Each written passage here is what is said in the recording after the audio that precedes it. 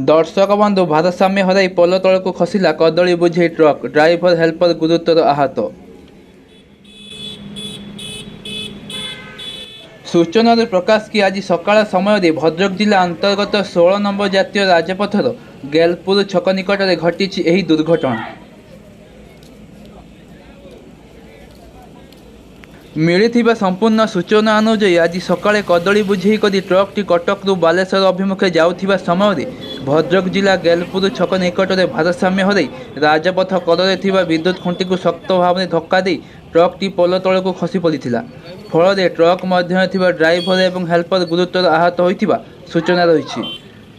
दुर्घटन गुरुतर आहत होइथिबा ड्राइवर और हेल्पर को स्थानीय लोक मैंने उद्धार कर भद्रक स्थित जिला मुख्य चिकित्सालय भर्ती करथिबा देखिबाकु मिलिथिला।